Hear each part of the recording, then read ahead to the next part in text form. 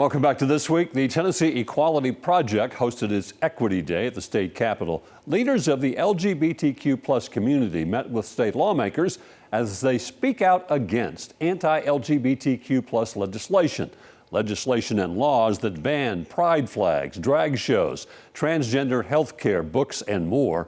Legislation LGBTQ plus leaders say violates their rights and harms people. Last year was probably the worst that we have experienced. The attacks were relentless, but we are all back this year with our scars. The LGBTQ plus community has a lobbying force to fight legislation targeting their community. What we need to focus on is the fact that these bills are happening right now to the people in this room and those they love.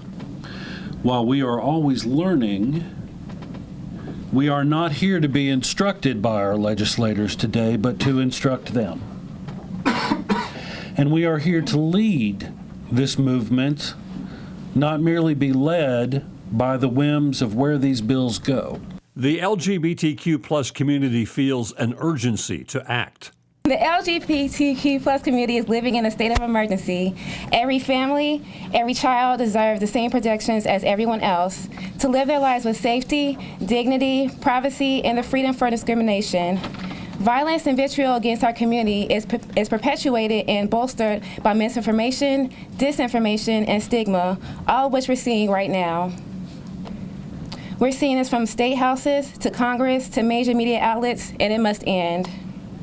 Eerily similar attacks across the country are not a coincidence. They are part of a national strategy to take our freedoms away and deny our existence in order to preserve power for a small group of people.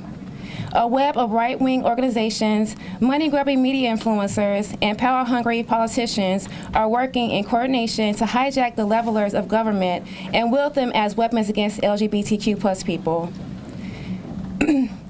Their goal is to take away our power in order to preserve their own. We must be clear-eyed. There is a well-funded, systematic effort to dismantle personal freedoms, roll back progress, and harass and intimidate communities into submission. The fight is to keep LGBTQ rights in place. We've worked since last spring to support adolescents and their parents navigate a compromised healthcare system after this body banned access to medically necessary gender-affirming care. We've worked with dozens of LGBTQ plus people of all ages who struggle with mental health, a community crisis made profoundly worse for all of us, as we have grown to understand that the very folks tasked with representing us choose to harm us. We also supported trans Tennesseans who last year lost access to securing authentic state IDs.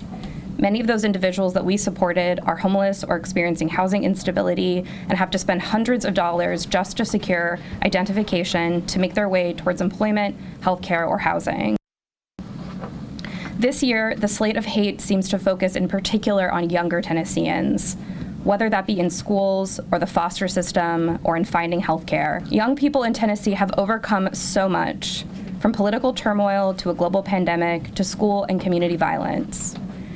Our adolescent participants watch every hearing. They hear every soundbite. They listen to every ugly thing that is said about them, their parents, their autonomy, and their right to exist just as they are. These young people need and deserve an empowered, informed, and trusting safety net of adults.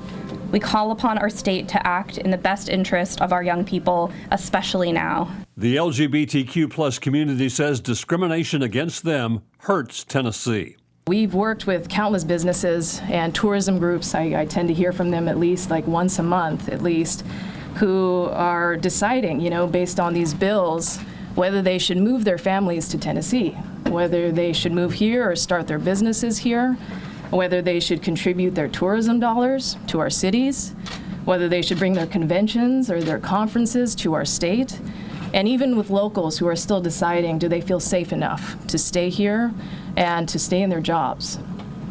Now, whenever LGBTQ people are excluded from full participation in their daily life, in their schools and in their workplaces, when their mere existence is erased or criminalized or deemed obscene, we know that this also impacts the workforce retention, recruitment, productivity, as well as our state economy. And the LGBTQ leadership promises to keep their voices loud and engaged. When we come down to this space, though, we come to speak to our lived realities. And we're told to quiet down. We're told to get out of that balcony, to put away our signs. I charge each of you with this. Show up. Speak out. Demonstrate the truth of our vibrancy, of our vitality, of the lived experience and joy that we have in our lives, and to do that in every and each space that you occupy today and every day. Stay with us. This week continues in a moment.